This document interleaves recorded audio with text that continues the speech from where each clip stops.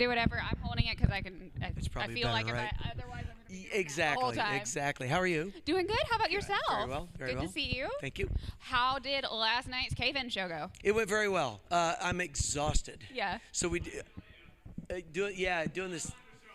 I know you were. We had a good talk about Top Gun. We did a pair. Well, I don't know whether you guys know what this is. It's a monthly live stream I've been doing for about 3 years, called Cave-In, with this character called Weldon the IT guy, and IT stands for Internet Troll. So he's this little troll who lives in a cave, and if you watch the show, you can call in via Discord to talk to him during the live show, and he wants to know all about all of your misery in your life.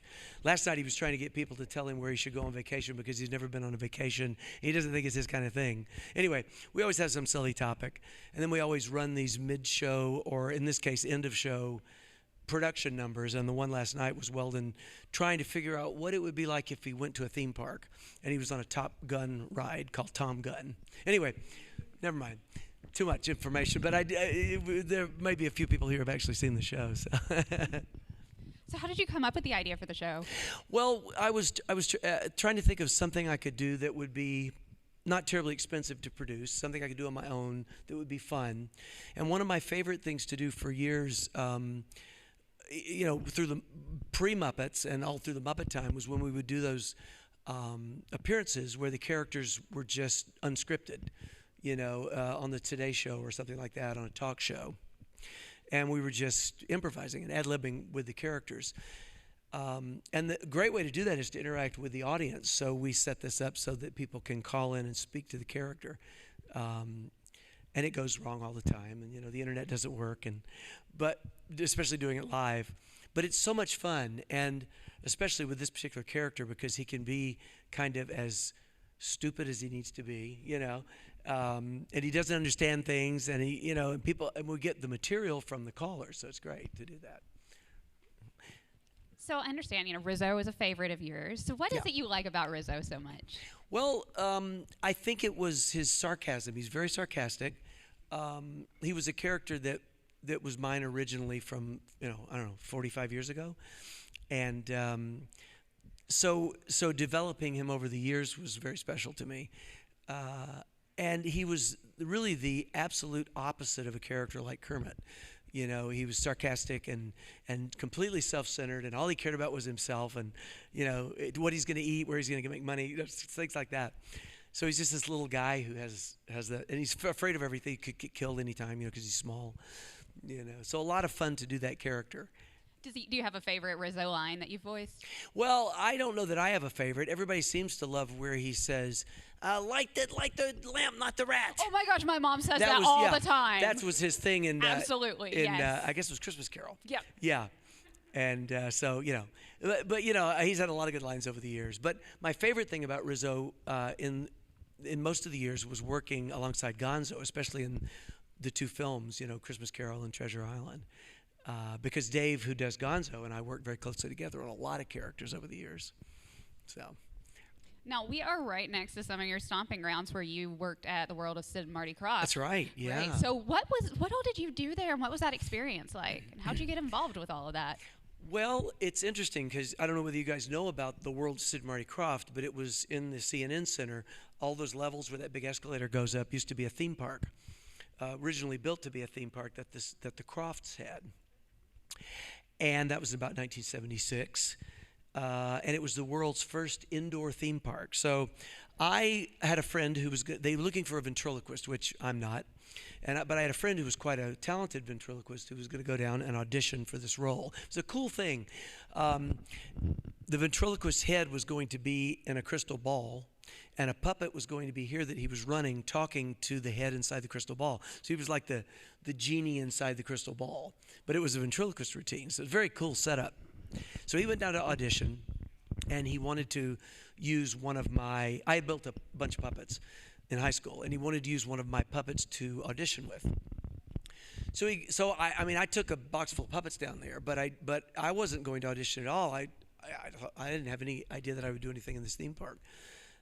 So my friend goes in, he auditions, and he comes out, and I said, "How does it go?" And he said, "Well, I think it went fine, but they'd also very much like to meet the guy who made the puppet.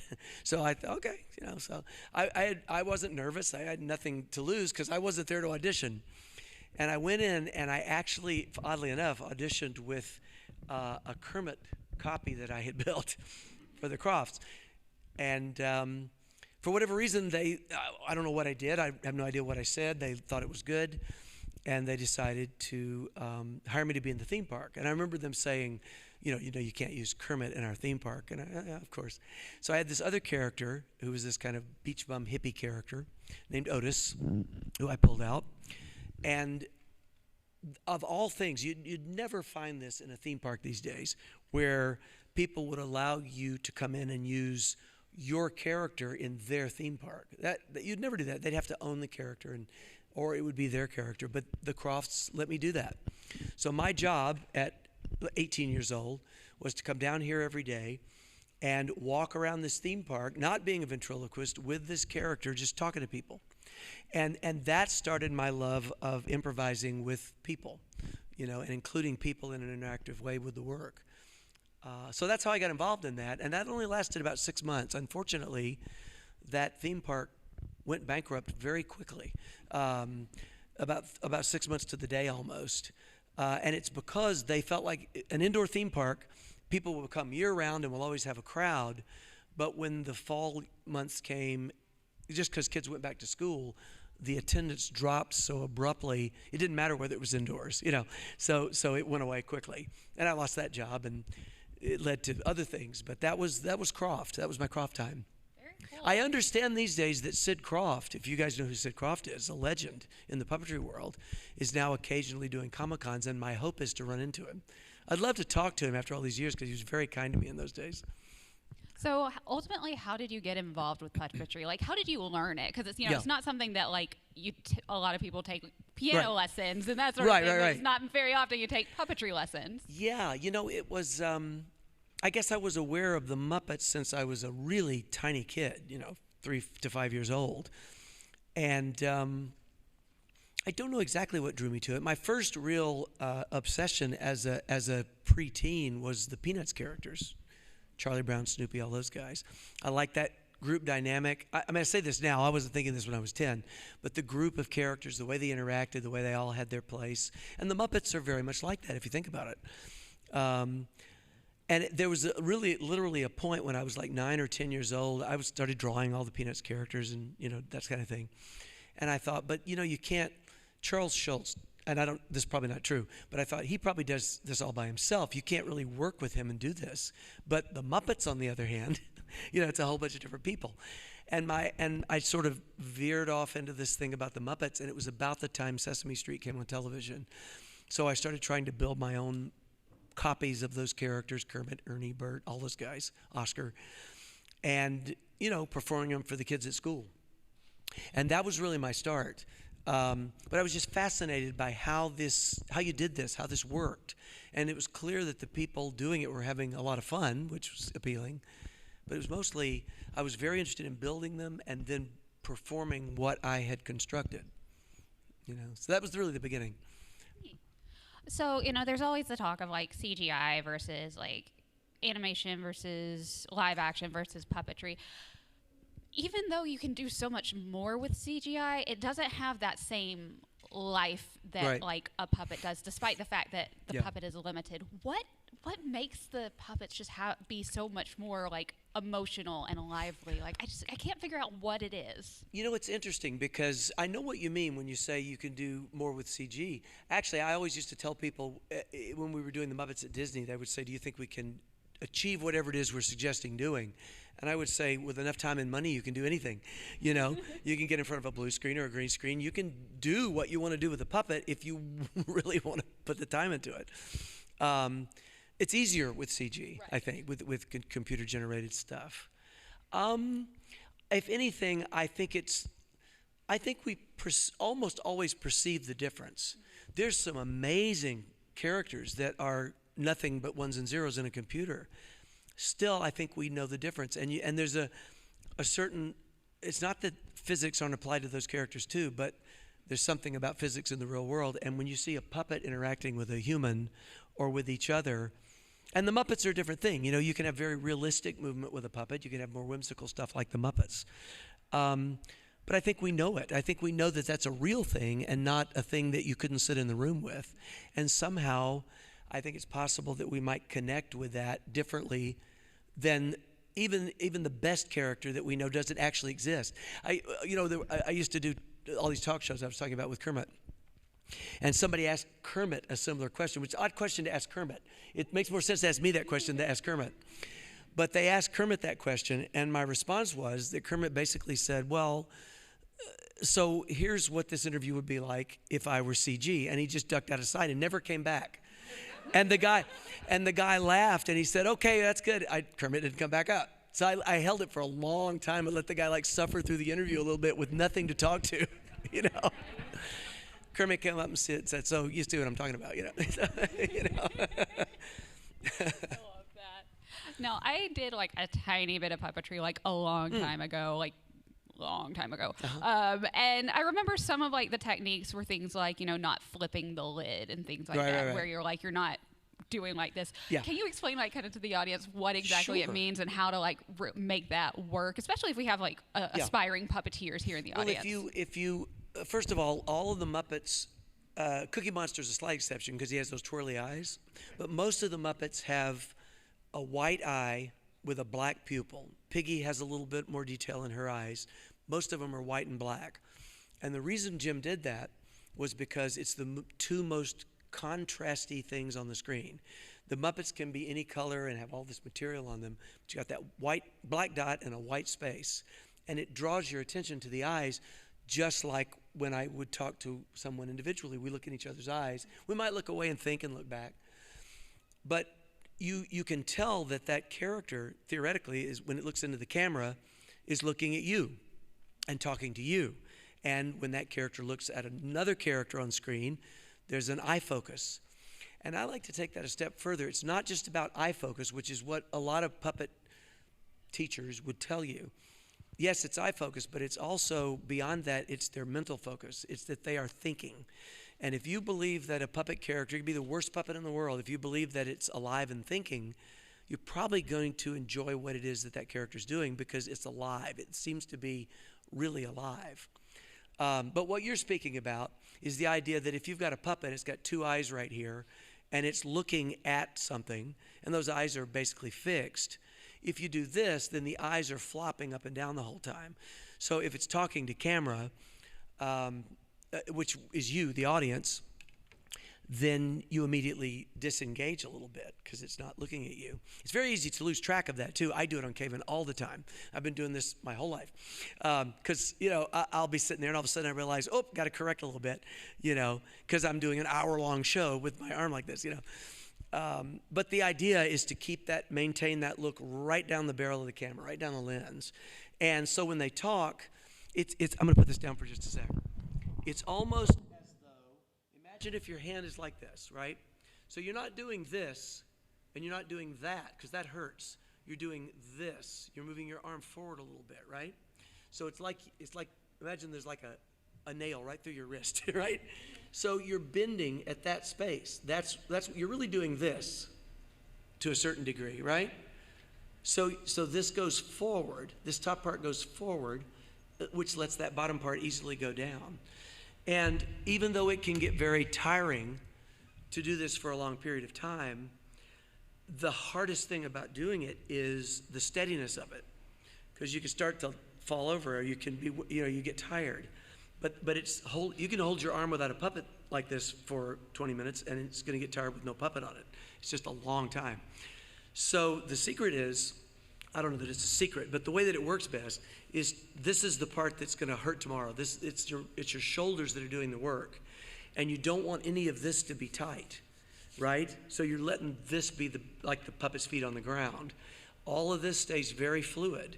You keep this easy to move. And it's not that you're moving it that much. You may only be moving it a little tiny bit, but it's very flexible, right?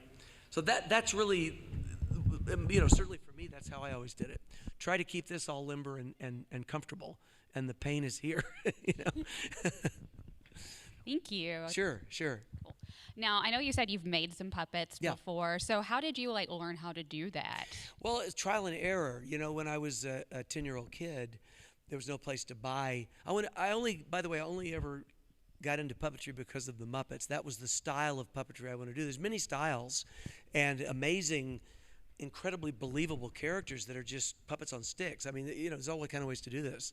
But I was drawn, like so many people, to the Muppets on television. And there's no place to buy these puppets, so I had no choice but to try to make them if I was going to do this. A lot of trial and error. And then, this is part of what inspired me so much, I wrote a letter to Jim Henson when I was 10 years old. He was in the middle of doing, actually, the early years of Sesame Street. And he actually wrote back, which is pretty amazing, to this 10-year-old kid. It's funny, I look at that now, and I've more recently said it was as though he started collaborating with me when I was 10, you know, not knowing that when I was 19 he was going to hire me. You know, very interesting kind of thing. Did you tell him that you wrote him like when you met him? Oh yeah, I have the letter he wrote back. He loved that. So he was very happy that he had done that, because if he hadn't, he would have been like a real jerk, you know. Yeah. Oops, I finally meet him. That's all right. Yeah, that's fine. That's no biggie. But anyhow, so and my reason for writing was to say, have you written any books or anything on how to make puppets? Because that's what I wanted to do.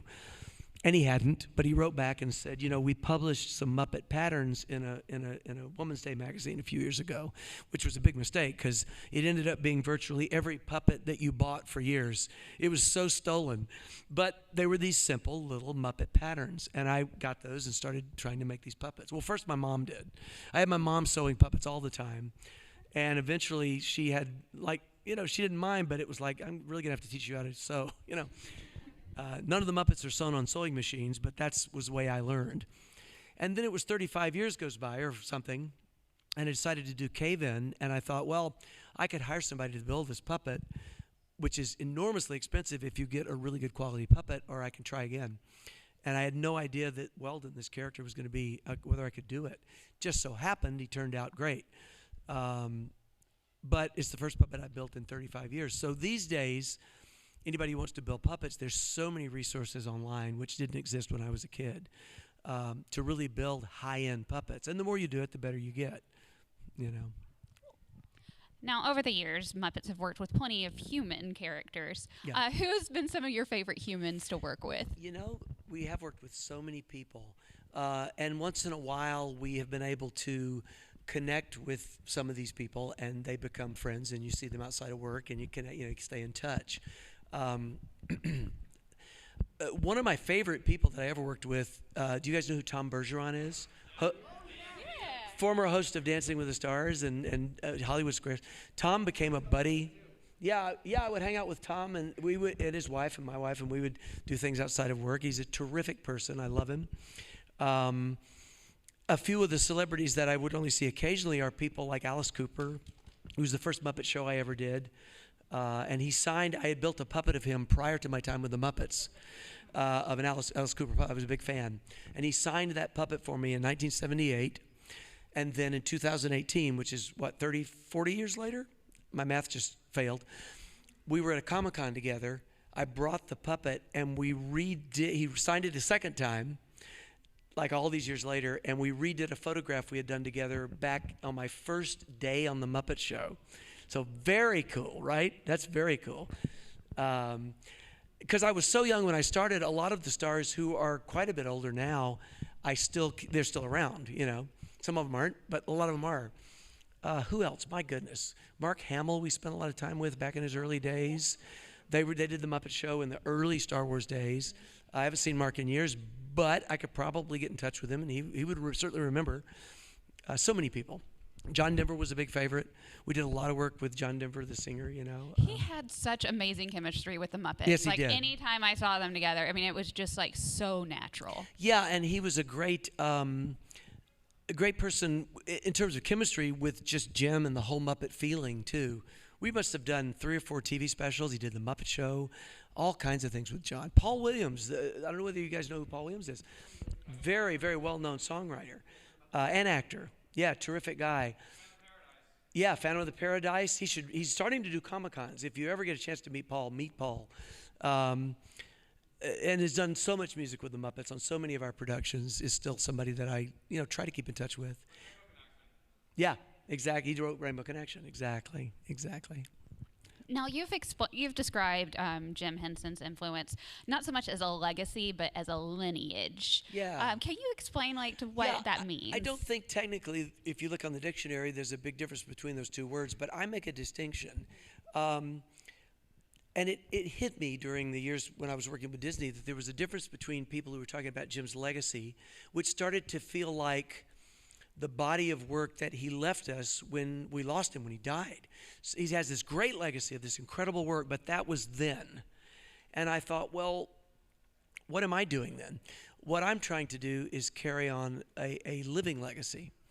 Not just the legacy that he left us, but keep it going and keep his influence a part of it. And I realized that the way that I was able to do that was that I viewed the Muppets as like a lineage tradition, like martial arts or a discipline when you play the piano or something like that. Almost, I don't mean to make it sound culty, but almost like a spiritual tradition in a way. There's a side of that that's very easy to get lost when you have someone who creates something and then you lose that person. Most people these days, when they think of Disney, they don't think of Walt.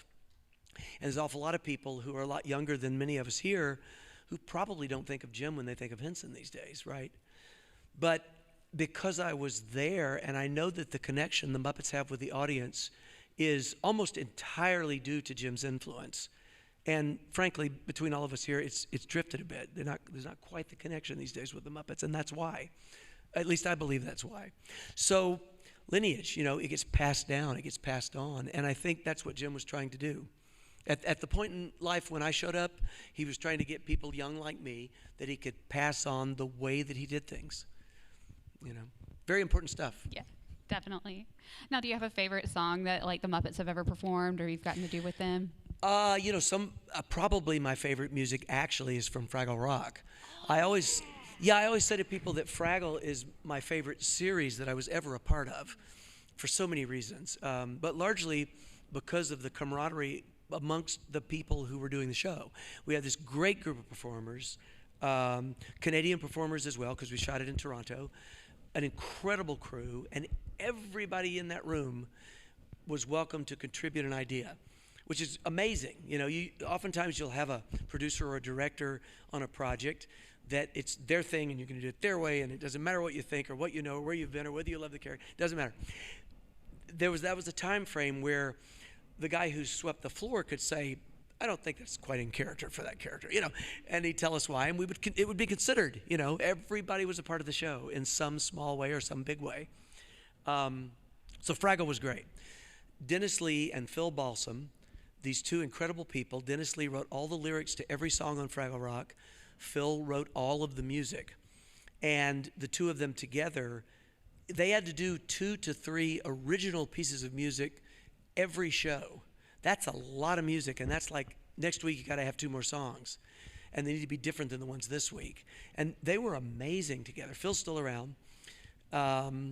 It's wonderful stuff. But I will tell you, if you love the music in Fraggle Rock, including the opening song, I wish there were a way for you all to hear Phil's demo tapes of those songs, because it's mostly just him and his guitar.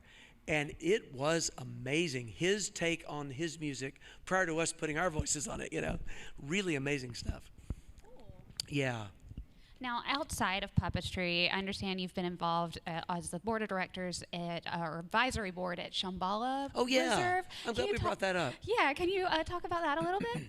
Well, the Shambhala Preserve is just what it says. It's a preserve. It's a place for big cats. Lions, tigers, and bears. I started to say, okay, we all go there, right? But it's lions and tigers and cougars and panthers and mountain lions brought in from the wild. It's in Southern California, but north of L.A. And it's run by an actress named Tippi Hedren, or it used to be. She's still there, and she's still a part of it. She's actually letting other people run it these days, who are trusted people who run it now.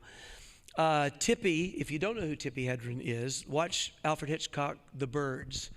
She is the actress in that, and she's now about 90, I think, and just spry as she ever was, and really in good health, and just a terrific person. We became great friends in the early 90s. And I just started going out there. I didn't go out and say, I'm a guy who does Kermit the Frog. I just showed up because I thought this sounds like a cool place to go. And they have these weekends where the public can come in. Now, otherwise, the public is not allowed to go to Shambhala. It's strictly a place for these animals, who are all older animals, to live out their lives. And at that point, they had 60 to 80 animals, which is huge on this 60-acre place. And they're in huge enclosures. They have a lot of space. They are able to manage to rotate them so they have a variety in their lives. A lot of them are excess circus animals who have just been cast aside, who would have been euthanized otherwise. They had a couple elephants at the time, same story.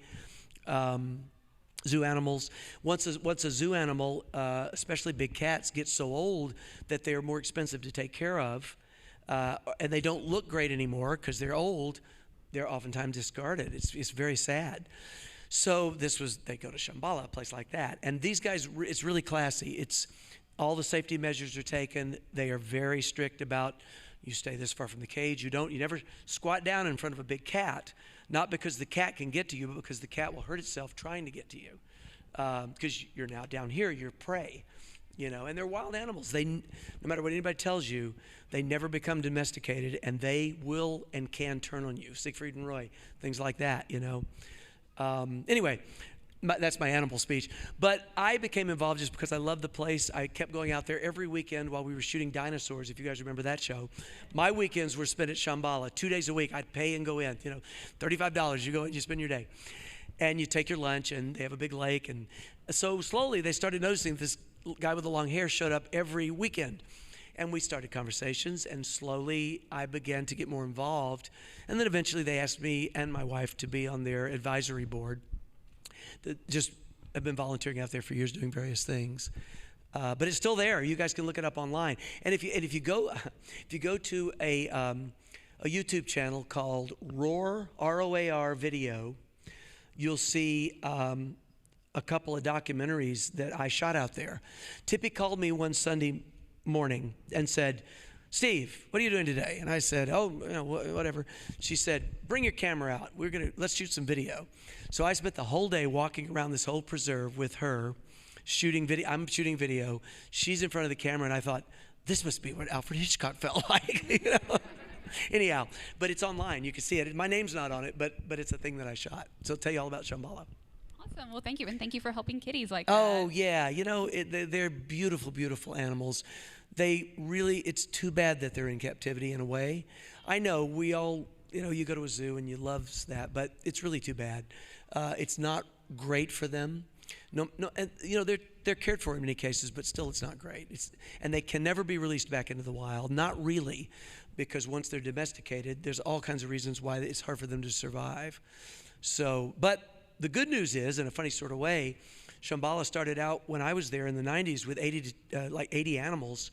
They're now down in the 30s. And the reason is because there are less people who go out and buy a lion as a cub, and then when it gets to adolescence, obviously they can't keep it, and it just doesn't get discarded and dumped. So people are getting more educated about it. So that's a good thing, Well, if it is okay with you, I think we're going to turn it over to the audience. Yes. I hope we have some time. I feel like I've talked a lot. Thank you. Yeah, sure. So if you guys want to line up here at the mic, we have our wonderful mic runner here, Ying. She's going to be helping you guys out. You guys can practice asking her the question first so you can get a feel of what you're going to say. And let's start with just one question per person, and then if there's time, you can run back in line and ask another one. Of course. The two puppets have to confer. Get on the same page.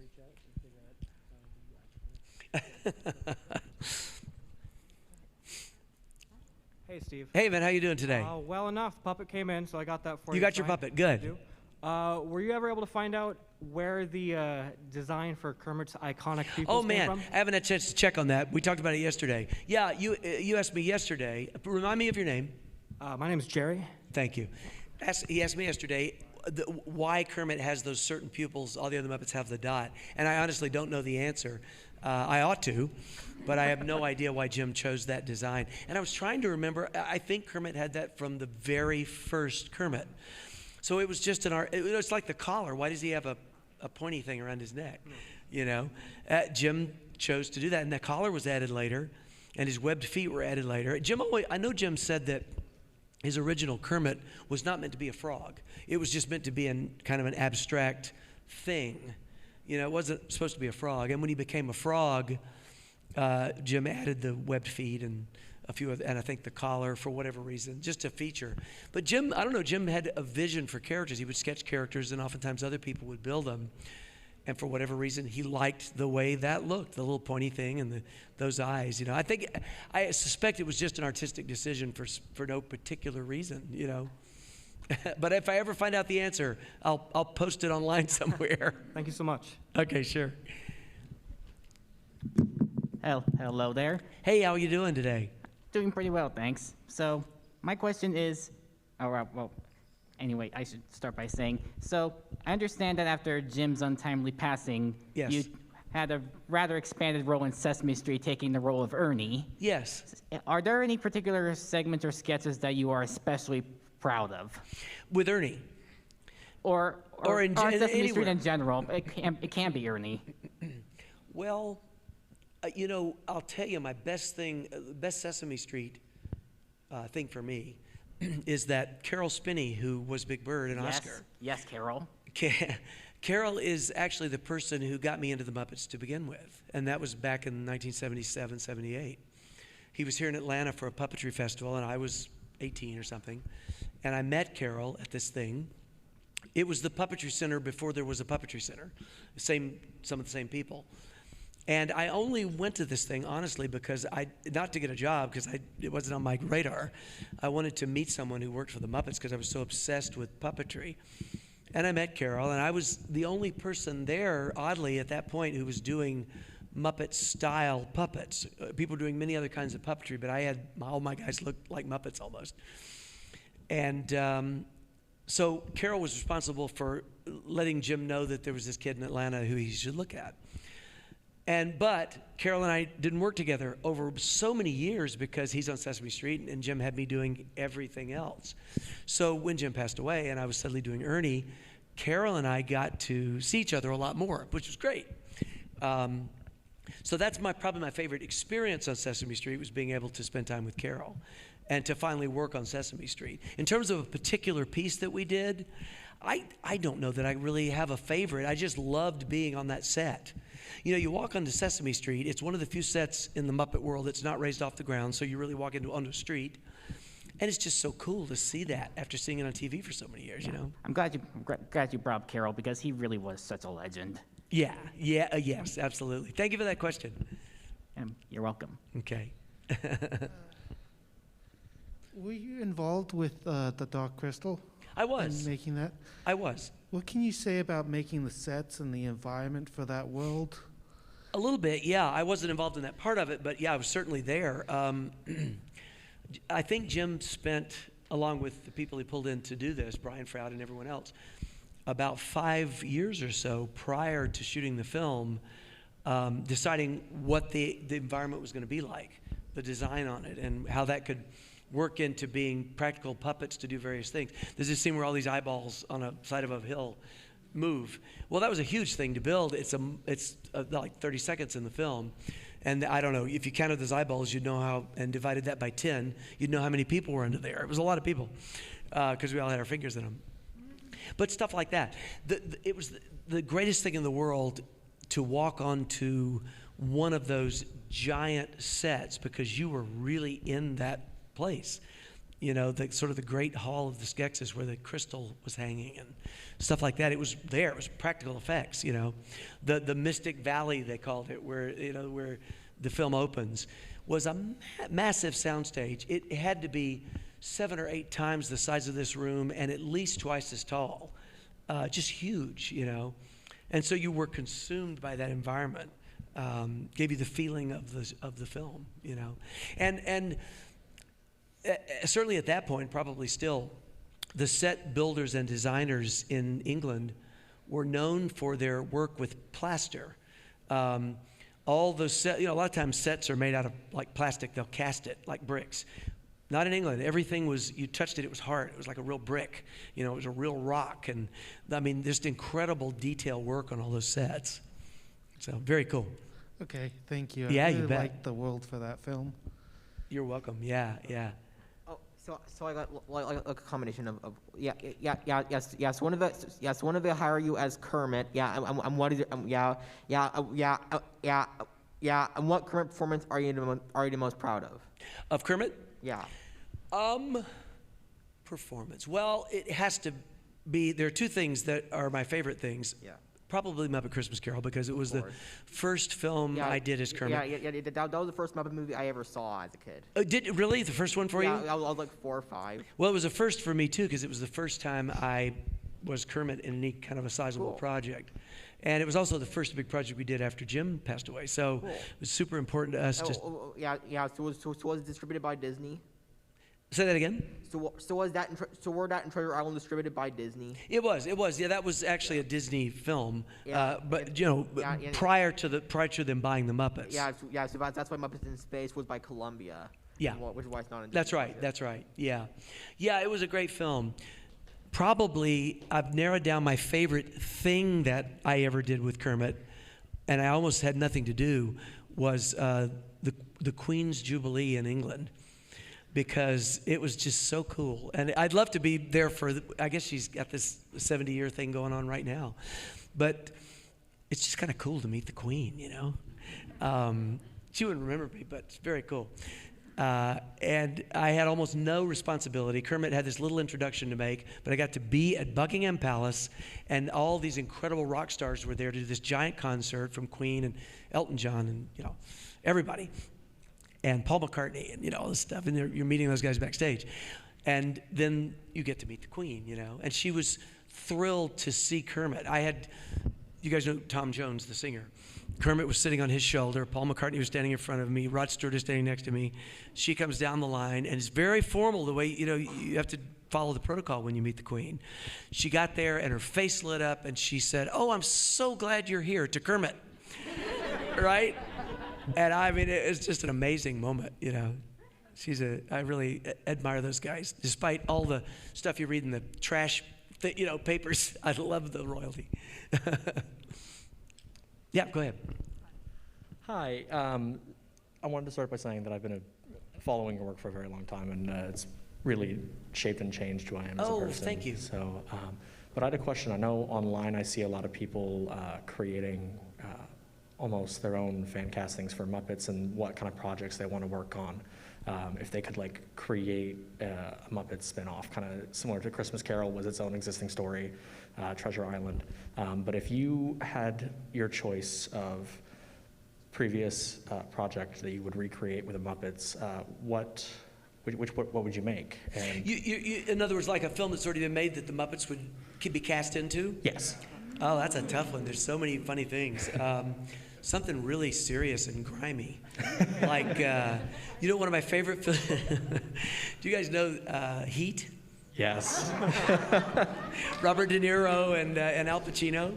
Yeah, imagine that with the Muppets. What actor would you keep? One singular actor. Say that again. I'm sorry. I'm having trouble. What single actor would you keep in the rest be played by Muppets in Heat?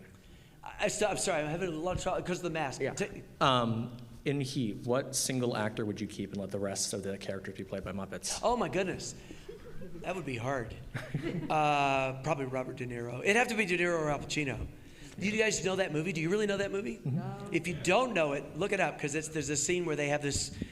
One guy's the cop, one guy's the gangster, and they have this scene in a diner where they're across the table. Actually, okay, I'm going to plug something else then. So I love that scene so much between the two of them. Do you guys know Brian O'Halloran from Clerks? Yeah. Brian's become a good friend too, and through Comic-Cons, and he's been on Cave-In. He's done things with me a bunch of times. During the pandemic, we did a piece. You can find this on the Cave-In channel. That we called it I Heat, like a small I and heat. And it was 2 iPhones sitting on a table. And it was during the time when all the stories were coming out about iPhones catching on fire. Weldon is on one as Al Pacino, and Brian is on the other one as De Niro, and they're basically doing that scene with a few jokes, but almost straight. And at the end, Weldon's phone catches on fire and he burns up. I love it. I love stuff like that. That's amazing. Thank you so much. Parodies are so much fun, you know. Hey again, how you doing? I'm doing great. You mentioned the demo tapes from the music from Fraggle Rock. Is there any other cool lost media like that? You talking about the music demos? Yeah, you mentioned like you wish there was a way for people to hear that. Is there anything else that like had been created? Stuff like and, that would like, be great for lost people to the public. Well, yeah, once in a while you'll see behind the scenes stuff. And sometimes we've actually done a couple things that I didn't care for, where we were kind of required to create bloopers, and it's not the same thing. They thought, well, it's the Muppets, nobody will know whether they really made a mistake or not. But the real mistakes are really funny. And the stuff, they've said cut, and we just keep going. And some of the things we wouldn't use, like I very clearly remember on Fraggle Rock one time, Wembley had to do this thing in a scene where he had to like go over there, and he pointed, and when I did that, his arm came off, right? It just disconnected and popped off and flew through the air, and he screamed and fell down in pain, and Boober's standing there, and he goes, "Oh, get a medic, we need a medic," They'll never show you that, but it was so funny, Or, we were in the middle of doing Cave-In Live not so long ago, 2 years ago. And Weldon has these eyebrows that move up and down so he can change his expression. Right in the middle of a conversation with somebody on the air, his eyebrow fell off. Oh, and, you have to keep these things tight. And we turned it into a bit where the guy running the live stream cut to black. So the show was over. I couldn't fix it. And on the next show, Weldon came back with an eye patch, and it carried us. And I was able to edit it where there was a little tiny drop of blood that just flew out, So you just work with the mistakes, I love the mistakes. But to actually see that stuff, it's hard to find, Yeah, I can't think of any other stuff like that. But we always had fun when we were working, It's hard to convey how much fun it was without you seeing it, but trust me, it was always fun. I believe you. Thank you so much. Yeah, sure. Hey. Hi, Steve. How are you? Fantastic. Well, yeah, talk to me. You are the voice of Link Hogfrog, correct? Sorry, you echoed a little bit there? You want me to take those masks off? Yeah, do you mind pulling it down a little Oh, bit? no problem, man. Just for now? You're the voice of Link Hogfrog? I was, after Jim passed away. Yeah, it was another character I kind of inherited from Jim. Yeah. Favorite line from Wembley and Link Hogfrog? What line is that? You just want to hear the voices? Yeah, and your favorite line as those characters. Wow. I kind of think of Link used to always get really upset. Oh, I haven't done Link Hogthrob in a very long time. I think he's sort of in there, and his voice would crack, and he would get very upset, and he would go, "Oh, mommy." He would do that. And Wembley? I may or may not be able to do Wembley right now. My throat is like in the basement. It's going to sound terrible. You guys are going to hate this. Gee, Wembley was sort of up here, and he was kind of innocent and like this, and I don't remember anything I ever said. I don't remember my dialogue. Sorry. It was a long time ago. That really doesn't sound like Wembley. Some days I can still do that voice. Oh, thank you. Thanks for that. And thank you for inspiring me to puppeteer. You got it, man. Thank you. I'm glad I was able to do that. You bet. Oh, hello. That microphone's way up there. Yeah. Oop. There you go. I'll just hold it like this and put it back later. Wait, can you not hear me when I do this? Okay. I'm good, right? Yeah, you are. Okay, now I'm better. Yeah, a little bit louder is good. Yeah. Yeah. Well, I'm glad we're bringing up the Christmas Carol. My family watches it every Christmas. Oh, it's like yeah. ritual.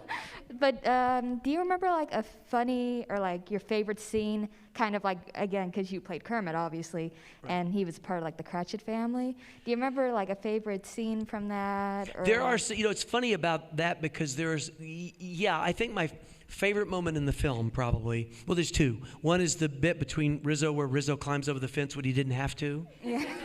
That kind of was written in, but it kind of wasn't. We sort of ad-libbed that a little bit. Oh. And Gonzo says, "You're such an idiot," or whatever he says, and Rizzo's like, what? I love that. But there's a moment where we sort of just made up the song, I think, where Robin is on Kermit's shoulder, and they're walking down the street, coming home, Tiny Tim. And there's I think it's like a kind of a scat song, Yeah, I it is. love that. That's like honestly my favorite part too. I just love that whole family dynamic. Yeah, that little moment's good to me because I loved singing with Jerry Nelson. Yeah. And Jerry didn't actually puppeteer that. It was Mike Quinn, who you guys might know from Star Wars, and Karen Perel and some other people, but he obviously did the voice. But Jerry was also Gobo Fraggle, so whenever Wembley and Gobo would sing together, it was great, you know. Yeah. Well, thank you for being here. Yeah, thank you so much. Hello there, how are you? Doing great. How are Oh, you? so, okay. You just need to do your thing. Yeah, so. Catherine would very much like to sing Rainbow Connection for us, right? It was Rainbow Yes. Connection. And I told her she could do that. Does anyone else want to sing Rainbow Connections with me? I'm not going to sing it, I'm going to listen. Okay. I'm going to be entertained. Why are there so many songs about rainbows, and what's on the other side? Rainbows are visions, but only illusions, and rainbows have nothing to hide. So we've been told, and some choose to believe in, but I know they're wrong. Wait and see. Someday we'll find it, the rainbow connection, the lovers, the dreamers, and me. La da da dee da da dum. La da dee da doo. Yeah, great. I'm glad you did that. Yeah. Very nice. Yeah, and thank you for being a big part of my life when. Yeah, I'm trying to get emotional. When my parents, when they were in the service, when they were gone a lot, the song really helped keep me going when I was a little girl. So thank you for being a big part of my life. Well, thank you for that. I'm honored to have had the chance to carry, as I say, that lineage. You know. Yeah, it's a great song. Another Paul Williams. Yeah, thank you so much. You bet. Thank you, Catherine. Hello. Hello there. I'm up here on my daughter's urging, but I'm 53 years old, so I grew up watching Sesame Street when I was 3 until now, and I make my family watch the Muppet movie every year on my birthday. so I want to thank you, first of all, for continuing the lineage thank you. and the legacy of Jim Henson. He is one of my heroes, and I have a Kermit button in my car. Nice. So it's not really a question. It's more of a selfish thing. I just wanted to know if you could say my name in Kermit's voice. What's your name? Rhonda. I will try. Okay. Kermit's not with me today very much either. Rhonda? Yes. Hi there, Rhonda. This is Kermit the Frog. I have a man in my throat. It's a little rough to do that voice today, but. Thank you so much. You made my week. Sure.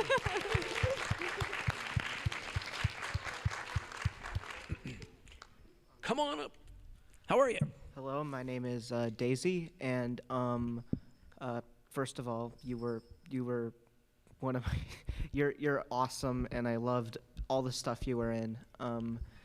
I would like to say, what is your favorite episode of The Muppet Show? I know you didn't play Kermit in that, but. Yeah, I think I shared my Alice Cooper story with you.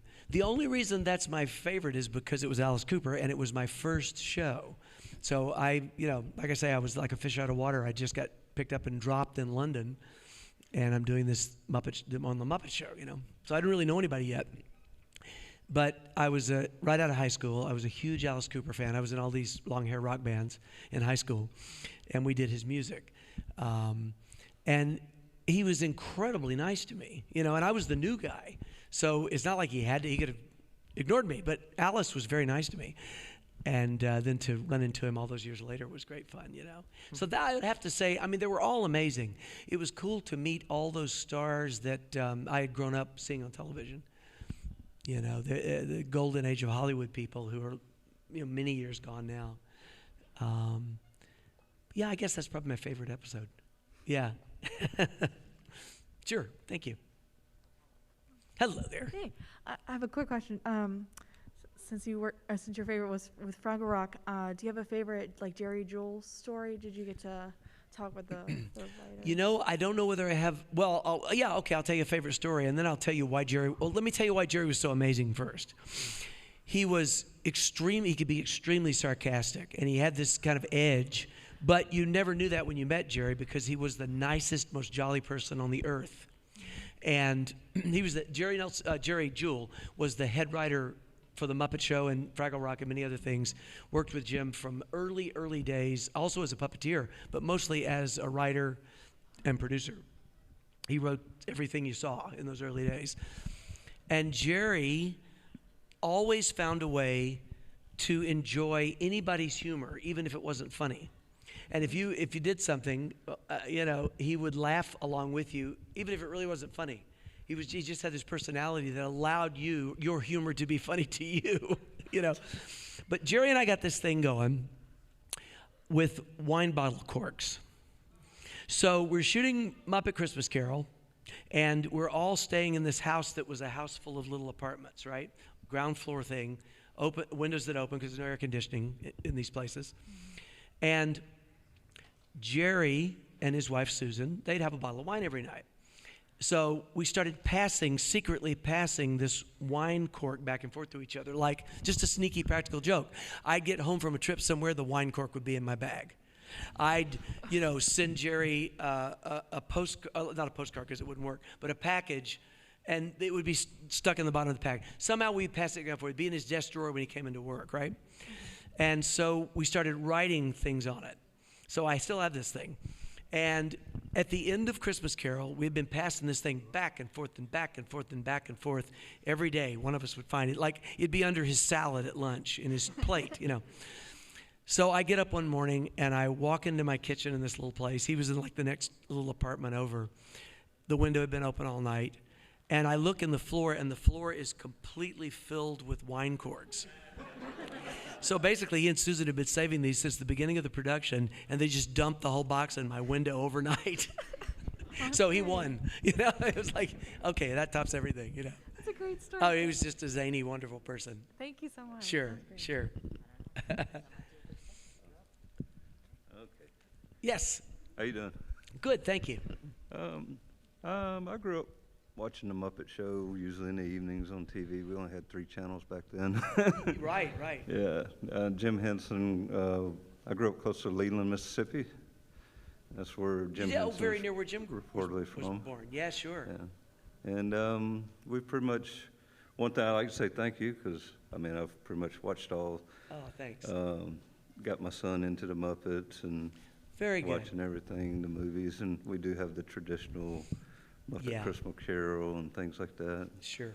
Yeah, him and Otter's Jug Time Band. Yeah, sure. So it seemed that the latest Muppet movie seemed like a kind of a break from. I don't want to down the atmosphere. Yeah, no, that's okay. Seemed like an extreme break from the more values of the original Muppet. A little bit. And the Muppet Show, the original series, you got a lot of really great actors, singers. Yes. So it was just, but I'd like to say thank you. I didn't really want to ask a question about it, but it just did seem like it was a big break from. Yeah, well, and that goes back to, in a way, it goes back to what I was talking about earlier, and it's a big part of the reason I'm not there anymore. It seemed as though to me that Jim's influence was being slowly pushed out of the picture. Okay. And I think I said this earlier, but I believe it, but I know that the connection with the audience is that influence. And it doesn't mean the Muppets have to stay where they were in the 70s, but that needs to be the foundation of it, and you build on that. You let it evolve from there, and the characters need to grow out of that initial core connection. And as time has gone on and more people have gotten involved creatively who are more in charge of it than the people who might have known Jim, it's very hard to keep that influence a part of the picture. Yes. And that's exactly what happens.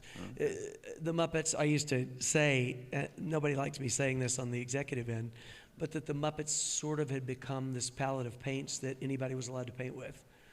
And it just didn't quite work. It could have worked, but it needed to start with really respecting not only each individual character as an individual character with a lot of depth, really, Yes. but the dynamic of the group and how the group works together. And I think we've lost some of that. You know, now we're ending on this big downer. I don't want to do that. No, but still, but it's just a valid point. It's just a fact. Yes. You know, I think that's it though. I think that's the thing. Yeah. There's a small museum in Leland, Yeah. Mississippi. It's I guess locally, maybe to draw tourists in or whatever, dedicated to the Muppets. I've never been there, but I'm aware of it. It's where Jim's birthplace of Jim Henson. Yeah, it's right. the river, or what we call a bayou, a river that goes through right behind it. That supposedly they say this is where he grew up and got all these ideas. Well, it has to be. A lot of his ideas had to come there. Jim was very much a Southerner in that he was a real Southern gentleman, and he just there was a demeanor about him that was quiet, and there was a peacefulness, you know. And then he could do characters like, you know, the Swedish Chef, who were insane. But Jim was pretty even-tempered. Oh, well, he sure. was very even-tempered, but he just was incredible to work around and be with, you know, for that reason. You know, so yeah, thank you for bringing that up. Well, That's great. Thank you very much. Sure. Like I said, it's a tradition I like to keep going in my family, and so thank you. Oh, sure, you bet. Thanks. Awesome. Well, I think that is perfect timing. Now, Good. where can we find you on online, where they can find the Weldon the IT guy? You can find that on YouTube. It's Cave In is the name of the show. If you look up Cave In along with my name on YouTube, it'll pop up. Or if you look it up, if you can remember Weldon the IT guy, he's the only one of those guys named that on YouTube. And then I have a website that's stevewhitmire.website, so that's easier to remember than .com, I think. You know, Instagram, most of the social media I do is on Instagram. It's the simplest one for me to do. So if you happen to be on Instagram, you know, find me there, follow me there. I'll let you know what's going on in life. But, you know, I'm really just concentrating on trying to, you know, I always did the work with respect for all of you and every fan, because I love our fans. I feel like we worked in partnership with the fans for the Muppets to be real. If you didn't believe them, then they're not real.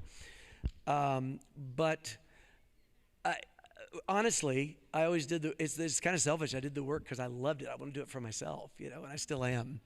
So, but, you know, it's nice to bring everybody along. So I hope you'll all do that. And you'll be downstairs at the Walk of Fame? I will. Awesome. Immediately. Yep, so definitely go say hi to him, Yeah, get come by. autographs and all that Sure, fun stuff. Sure. All right, well, let's hear it for Steve Whitmire. Thank you all. Thank you so much for being here. Thanks. Thank you. Glad you all came. Thank you so much. You're the best, man. Thank you. I appreciate it. I'll see you downstairs. Okay, please, please, please.